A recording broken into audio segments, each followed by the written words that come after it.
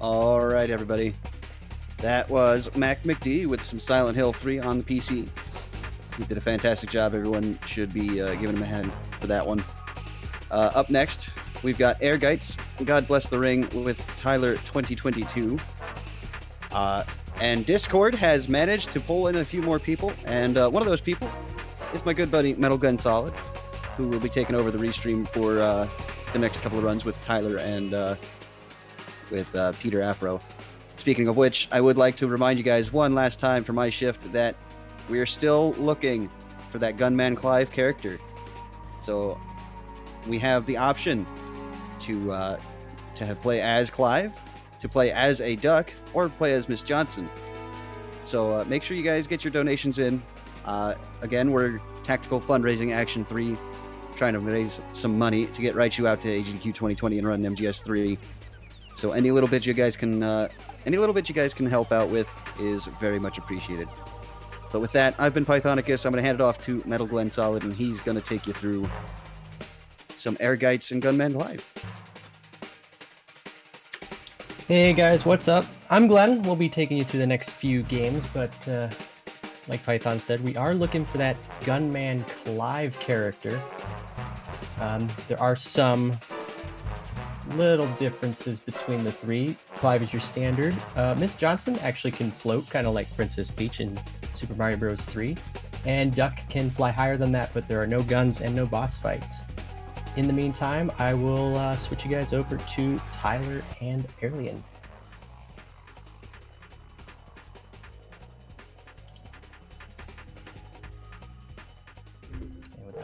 Go ahead, Tyler.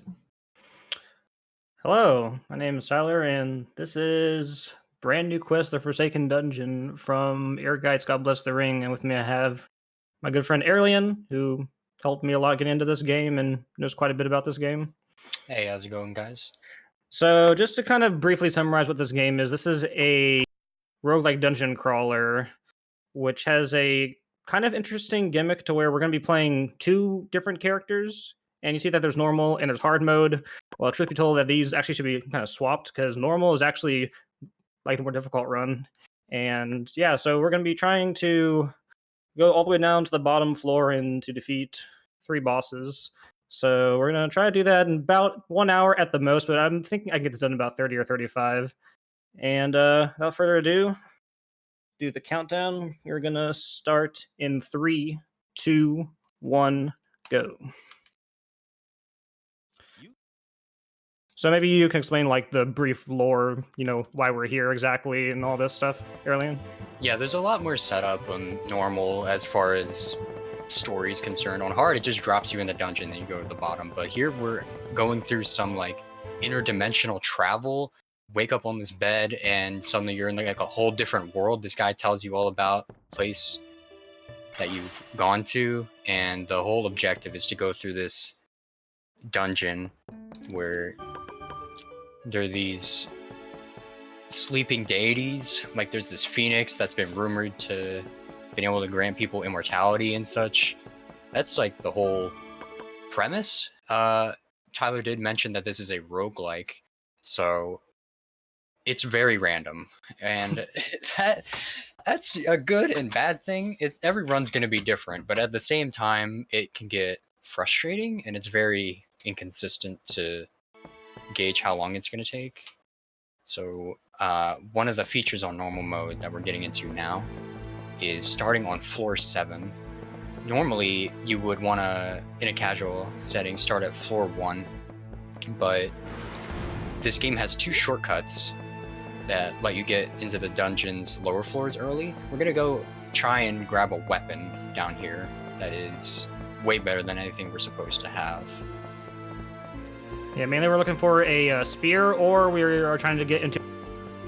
And we are going to try to get a pickaxe, but... Oh, that's nice. So far, no luck. Bombable wall, do not have a bomb, though. Another one. The only way to get the pickaxe that Tyler mentioned is to blow up the wall with a bomb. Oh. That's a good weapon. We're pretty much going to have to go over the different types of items as we come across them, but there's a lot that goes into this game. our starting loadout has a bunch of money, which is only going to be used for saving for this marathon run. Yeah, And for the most part, yeah. yeah, we have weapons, we have food, we have potions. We'll get into that as it gets more relevant. And we have 2 magic spells that are also not very relevant. There's like so much extra fluff to this game that doesn't really matter for the speed run. But now that Tyler found a good weapon, we're gonna go fight a pretty tough boss, the Kraken in the well. Got scared for a second, kind of froze up there. Yeah, that was weird. And since this is a marathon, I'm going to take a little more safer, and I'm going to be selling a lot of my excess stuff. That's why I started picking up stuff as much as I could. And those are going to be fine, and I'm going to just get these 3 potions here, fill out my inventory, just in case, for whatever reason, if I cannot, you know, if I get hit a million times by this next boss coming up, because this one can be kind of difficult. And to drop those, because I won't be needing those anymore. Those were just in case there was a... but I did not get those. And right here, this is going to be our little grocery shop. And what we get here is actually fairly important, because what we actually eat can affect our stat gain. So 1 meat and 1 of, I think that was garlic I just got. But by doing this, I will get a 5 spread on my attack and 1 in everything else. And also, I'm saving here to make sure that, you know, just in case something goes wrong, I can always load a save. Now, this does cost 10 money times your highest character's level. So I am level 1, so thankfully, you know, this is very cheap right now. And this is the first boss here, the Kraken. And they only explain a little bit about this fight since it's pretty self-explanatory. Yeah, this boss has 3 attacks. 1 attack does nothing, the other attack is a slam, and the other attack is the worst, the full arena sweep. That's the only one we're concerned about, because taking this corner position allows us to dodge the other attacks for free. But yeah, that sweep can knock you off your feet, does a bunch of damage because we're pretty underleveled. And the highest DPS that we can get is through these jump slashes. You get a lot of damage, and this weapon also does critical damage because there are like certain grades of weapons, and this one's I think used. Yeah, so I think the max is 1.5 times. Yep. So. And one little neat thing that Tyler did was he knew he was going to get hit by the sweep, and he activated a potion which granted him iframes, so it healed him, not fully, so it wasn't like a waste or anything, but he also was totally invincible for that 1 attack, and I really like that too. Thank you. And also, so since I did consume both of those pieces of food, I'll have that 5-1 stat gain, but I'm going to try to also for as long as possible, because I do need to farm for 1 more item, and that is the Dragon Wing. And, you know, if I'm going to level up, I might as well, you know, get the best stat, which is going to be my attack stat here. So if I can, I'm going to try to not eat any food until I get the Dragon Wing, or, you know, and until I'm forced to. And also, the reason why we're on this right side is that this little gate here will open up after the fight's over. You'll be granted 2 yellow potions, which are the best potions in the game. They fully heal you. So it's like the main benefit of beating this boss, other than just starting from 13 now rather than 7. Right. And since we're this character, Koji, the other character is Claire, she's more of a magic build, so on top of it being slower to pick her first, your stat gain is going to be a lot worse in concern with speedrunning. So yeah, that was a very smooth fight. I got the 5-1 spread, that's just the best. Yep, and I think I only got hit once, so that's good. Yeah, that's good. And these 2 yellow potions. And we're going to try to find dragon or tile-like creatures, because they can drop the Dragon Wing. But if the room is like very crowded and there's like multiple kinds of enemies, but sometimes there'll be rooms where there's just 2 dragons in there, like that one. Probably going to farm that one, actually. The Dragon Wing is a item exclusive to normal difficulty. It's not in hard because it allows you to teleport from the dungeon to the overworld, and on hard you're not even allowed to leave the dungeon. Wow, that was really quick. Okay, Yeah. so that was really good. That's ideal. Like, you want to just do this, Nice like, luck. yeah, because there'll be times where, like, you will kill, like, 10 of these guys, and they will just not drop dragon wings at all, so it's really good that I got that so early on. So now we're just going to try and find the exit. There we go. And now that we're actually starting on the actual floor, like, we're going to try to pay attention to where we are in the layout in terms of the height. So this one we're kind of, like, in the middle towards the bottom, so that can kind of give us a general idea of, like, where to start going, since that is going to be important, especially later on for some of these more tough floors. Like, you don't want to be wasting time, you know, going through all the exploration. Oh, I need to pick up money. Right. And the more time you spend on the floor, the more risk you take. One of the things about Ehrgeiz speedrunning is you need to be on the perimeter of all these rooms. And if there's an enemy in the room and it's square, you need to be around the perimeter, because if you go in the middle, there's a high chance you'll get trapped, and you have to kill everything in the room, and they rapidly respawn, which is terrible. And one other thing is that the, like, room, like, they'll have, like, no monsters in there, but if you wait a little while, they can have a chance to actually randomly. So, like, empty, you'll still me go to the corners, because if they spawn in and I'm in the middle, then I'm just gonna get trapped in. Yeah, that happens. Like, it sounds like an elaborate sequence, but it happens more than you think. You're walking through an empty room, there's lightning coming from the sky, and then you're also trapped with a whole bunch of enemies. This game is very cruel and unusual, but pretty fun. Don't have enough money to save, unfortunately, because I would normally save here, so...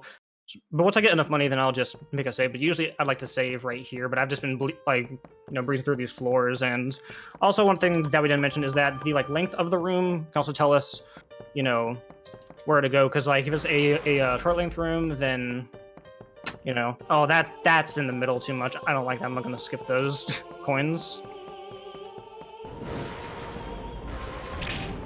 And for these Egyptian floors, we're going to prioritize trying to go north, so that way we can go to a potion room where there's going to be a set of red or yellow potions on both 16 and 17, so I'm going to see if we can get those here.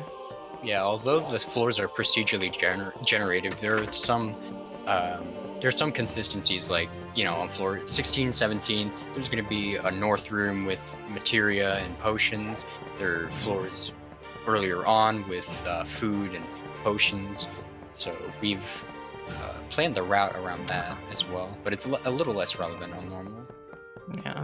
Yeah, not really finding the room. I'm still gonna try these. Okay, here we go. Yeah, because I have a decent amount of potions, because I didn't use any yellows, but I mean, having more than enough potions is never a bad thing, especially because I'm most likely going to be giving some of these to the second character. And that's dead end anyway. Okay, yeah. So, like, wherever the map is not showing, that means that there is an enemy in the room. You'll see that, like, there's, like, no one here. Like, we can see just fine. So that one had a horde hallway, which is just a, like, dead end hallway where, like creatures can just potentially spawn in. And unfortunately, this is a dead end. So I was not able to look at it quick enough, because I believe you have a couple of frames to just, like, stare at the corner map to, like, kind of, like, see where it's gonna go. Yeah. In a very short amount of time.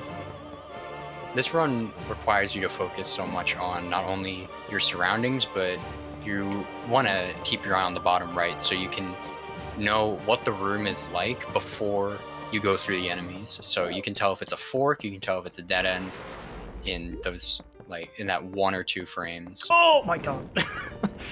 That was the tracking fireball attack from those guys. So I think I have enough money to... Yeah, the cheaters. I think I have enough money to save. Yes, I do. So I'm going to make a save here. And typically, you'll be able to find money fairly easily, but like I said, because I've been kind of breezing through a lot of these floors, I just haven't really been finding money, just because I've had some really good luck for these staircases. Alright, this one looks like I'm pretty high up. Of course, I'm still want to try to go up because there's yellow potions. Ooh, bastards like the worst. And I don't know, maybe this was mentioned before, but what I'm doing is like, for the guard attack, is basically waste stamina, and it's gonna be really important later on, because that's gonna be our main lockdown attack. But you know, doing this use up stamina, which is why we buy all those pumpkins, because that is the best cost-effective way to just gain back stamina. And as you see, I found those yellow potions here. So now Just gonna try and find my way out of here now. Yeah, we're loaded. Like, all that's standing in our way is finding a weapon for the final bosses. Yes, which that is really important because this weapon is still from, you know, floor 7, and I also have not been finding really any weapons. I've seen a lot of armor, but I've not seen any weapons really, which you like to start seeing stuff around this time. But as you can see, we are loaded on potions. Can't say that I haven't had this many potions before, but I'm pretty well known to just get a lot of potions like this. But anyway, so floor 18 now. This is the last floor here for like this set of floors, and for this one you do not want to go north because of the boss room, but it's okay. I have really good luck because I'm good at this game. Okay, so now this is very important, and I would really like to save here, so because this is extremely important because I need to find weapon. Like, can they find either a like axe or a spear, and like preferably, you know, one that they can both use. That would be nice, but you know, that isn't a guarantee. And also, a lot of these rooms, these are some of the most wreck you. And actually, today during practice, I had Crystal Sword, so both of them can use that one, so that's good. Crystal Sword is one that both Claire and Koji can use. So yeah, for most of these rooms, I'm just gonna be guard breaking instantly. Get out of my way. Okay. I'll see me duck in and out of these rooms so I can kind of see what the layout is. Like this one's straight down again. Again, doing these guard break attacks. All right. Yeah, let's see where this goes, I guess. Not so fast. Okay. Oh, I don't need those crystal knuckles. I don't know why I even grabbed those. And also, for whatever reason, for normal, there's a lot of like wine, beer, alcohol, they're just lying around for whatever reason. Yeah, you're supposed to take them to the blacksmith, and he'll buff your equipment. But that's, again, just one of that extra layers of fluff that's not useful for the speedrun. I need money. I'd like to save. I mean, I have a lot of potions, so it's unlikely that I would die, but I still would like padding just to, you know, make sure that I'll be. Oh my goodness! I'm level 9. You know what? Coins typically spawn on the last floor anyway, along with like dungeon grass. Like, it's very common to see those. Are you planning on doing the Dragon Wing glitch? Or I'm gonna attempt it. Okay. Because if I fail, then I can just, you know, give the stuff to and that's why I also kept the second crystal sword to then give that to Claire, and then drop her. Well, can't really drop her money, but I got plenty of potions. I'm just gonna try and find some source of money because I only need 90 gold. So I'm just gonna use some time to explore because I'm pretty far ahead. So I can waste a little bit of time here just to get some padded safety. And unfortunately, there's no money here. Do I just go for it? You have a save on what, 16? 17. 17? That's not even bad. Oh, haha, money! Give me that money. Okay, 123, that's fine. I just want to save at least one time. Oh, and I probably should have went to the fairy fountain to go and fix these weapons, so that was my bad, but this is pretty good pace given a marathon style run. This always happens, like if I do like a marathon or if I like do like GDQ reporting, I always, for whatever reason, have like really good pace to run. So yeah, now we have that. We have the save ready. And we're just gonna save right before the bosses actually start. And we're actually going to be...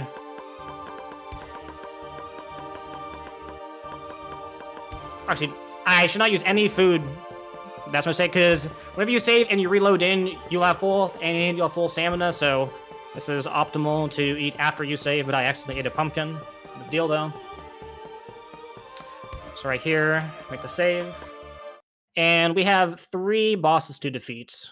And if we're lucky, you'll see me do a frame perfect glitch that I've gotten like 2 or 3 times in my life. So we'll see if that comes into play as well. So doesn't, yeah, it's D&D is one of these. I'm just gonna, you know, use this. So here's the first boss. You can maybe explain, you know, how these are gonna go, and also how I put the stuff in my satchel as well, because that will be useful at least for this fight. Yeah, these bosses are more or less the same formula. You use the guard break, you do a jump slash. Every time you use that guard break, they're sort of frozen. It's very consistent, but not a 100% foolproof. And this is the only practical way to fight them with our current setup. So Tyler already used his pumpkins. Each time you do a guard break, it does a lot of stamina damage, but the rest of his satchel is filled with these red potions. So even if he doesn't get around to using them, it's still really nice to have as safety, because this dragon's headbutt does like 4. It'll knock you on your butt and it'll just be real bad. Yeah, 4 hits in a row, I think, is the max, and then you fall down and Yeah. you're in even more danger. So that's a good safety to have, because these potions are used automatically if you die with them in your satchel. It'll be this for this dragon and the next dragon. Alright, let's try it. Alright, this is the glitch. You want to use the dragon wing on the frame you enter a room, so that the portal is kind of made like in between them, so you try and walk in where you made I the didn't get portal. And oh yeah, when you're blinking like that, that means you failed. But yeah, the goal is to keep the portal there. You have to walk back in the room so the game recognizes that there's a portal there, so you can keep that for Claire. So the idea is to have Claire use the portal that's in the overworld and go immediately to floor 21, but it's not gonna happen. She's gonna have to so go. many potions, man. She's gonna have to go all the way down. Yeah, Koji only needs 4 potions now. He just needs 4 potions and a sword. The rest can go to Claire, because it's a very treacherous journey back down. Nice. Thank you for the swords. Or for the tail slap. Okay. Yeah, that's the best attack, and he only does it if you're directly behind him. We're never gonna be behind him for the rest of the fight. Yeah, this guy has a little tail poke and fireballs. The last guy had a headbutt, and I think that's it. No, he had a fireball as well. That's unblockable. But this guy's fireballs are in the air, so you're not really going to get hit by them unless you're very greedy with your jump slashes. Yeah. That And sorry, go on. No, yeah, you go. Oh, so for this fight, I want to try to actually end this fight here, like north, because she's gonna have to come back here, and then she's gonna have to defeat the Phoenix, and then give me a Phoenix down. So the closer that I am to the entrance to the Phoenix, the shorter distance that she has to walk. So I'm gonna try to finish the fight up here, as close north as I can. Yeah. So that's a small optimization there. Spoiler alert: Koji doesn't live past this boss. That's the whole reason why we have to play as Claire. It was like a total shock to pretty much everyone who played this game for the first time. It's like, wow, I spent all my levels in Koji, and now I have to play as Claire that I probably didn't level through the whole game. So, wow, rip me. But luckily, we had a bunch of potions, so Yeah. I don't think I can really die with her. Plus, I got some money there just in case. Maybe we can make a save if things start to get a little hairy, but yeah, we should be finishing the second boss here pretty soon in the next minute or so. Let's keep on doing this jump attack over and over again. Yeah, like my first time playing this really surprised me. I was mortified. I started the whole game over. Man, it just keeps on exploding for a long time, and then I can't stay put. I gotta do something. But it's okay. Koji came back and dropped off like half of his inventory to you, so it's okay. We're gonna pick up all this stuff that I just left behind for her, all this food and all these potions. So,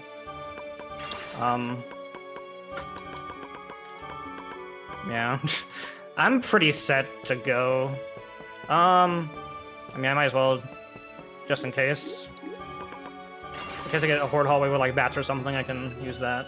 Yeah, there are some enemies that can only be destroyed with magic, and it's the worst when you're trapped with them without any materia.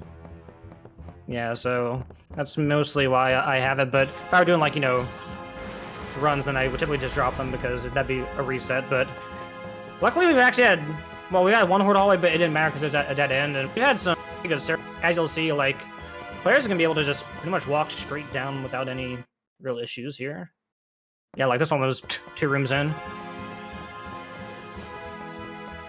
Yeah, this part is also very consistent on how punishing it is to miss the Dragon Wing glitch, and I guess to just add fuel to the fire, yeah, the Dragon Wing glitch is indeed a frame-perfect trick at the end of an extremely random run, so it's even more frustrating. Nothing like that exists on hard, so it's the more popular category because there's less fluff and extra things to worry about. But if you have really good luck, then, you know, you can potentially get a really good time even without Dragon Wing glitch, because both of my most recent PBs do not have Dragon Wing glitch in it, and very fast, but I just got insane luck, so I mean, it's not required, but I mean, you might as well go for it. Oh, not the fireball. Okay.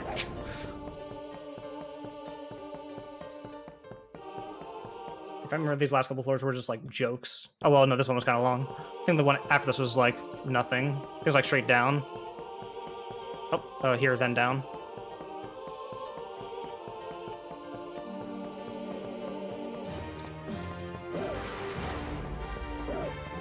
Am I going the right way? I think. Nope, okay, nope. Right, then down. Oh, okay, that's fine. Aliens. Oh, they're blocking my way. This is fine. So for these guys, just jump over. Also, another weird thing is that you kind of have a like small hitbox for your weapon as you're doing a jump behind you for whatever reasons. Like jumping over an enemy, you will hit whatever you had just jumped over. I don't know why that happens, but it just does. And as I said before, really fast. 18. Oh, this one was kind of a doozy. When I get the chance, probably equip another potion. Get out of my way! Yeah, some of the enemy archetypes down here are fat and they just get in your way. Innately treacherous, either because they get in the way or they have like a fast like attack. And like ones that like you cannot react to and that they can do green, so the worst ones are the like Nagas. The crocodiles are pretty bad. Yeah. The penguin is the noob killer. It's like, it looks innocent, it's just like a little penguin, but it has one of the most devastating attacks in the game, where it just slaps you over and over again. It just eats your potions if you don't know what you're doing. Wow, this was an amazing run. Even like, because I did 3 runs in like preparation, and I did not get anything like this. So this is kind of this insane. is gonna be a half estimate. This is I'd like to call this a very good run. Yeah, and I have a lot of potions, and I am starving, but I'm going to fill my inventory. Yellow potions. Oh, and I might as well do this now as well. I mean, since we do have some time to waste. 9,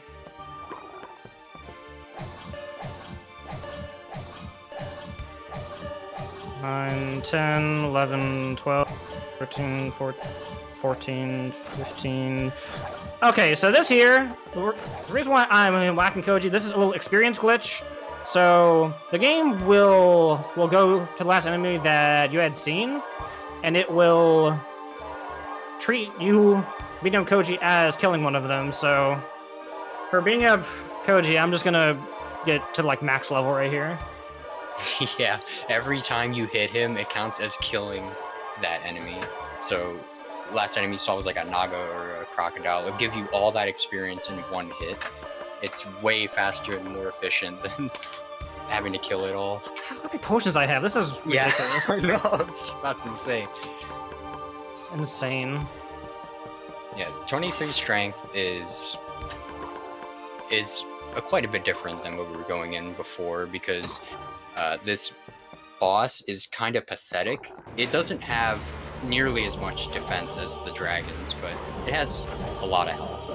And it has fast attacks as well, which is it's annoying. Kind of bad. Yeah, because like you can guard break it, and it will still attack you, and yeah, it's very slippery. The other ones, like, you can kind of like angle it out, but like this one just, as you can kind of slides around.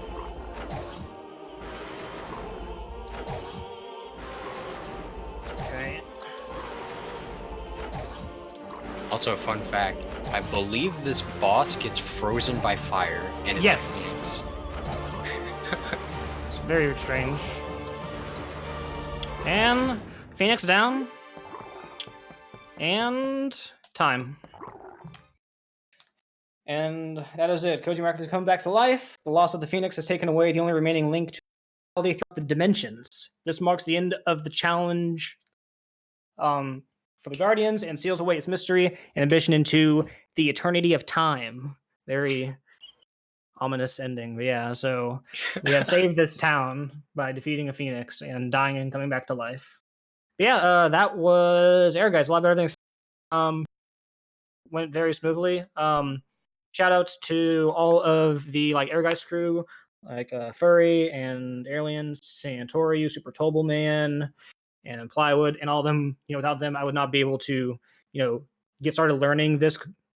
So, and shout outs to Metal Gear Speedrunners for hosting the marathon, and Raichu, trying to get him to GDQ. And also be sure to get some donations. I'm going to make a for the next game because I think there's 0 donations, but yeah, make sure that you donate for the Gunman Clive character.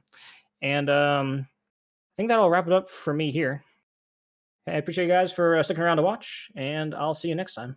Yep. Thanks for tuning in. Have a good weekend, guys.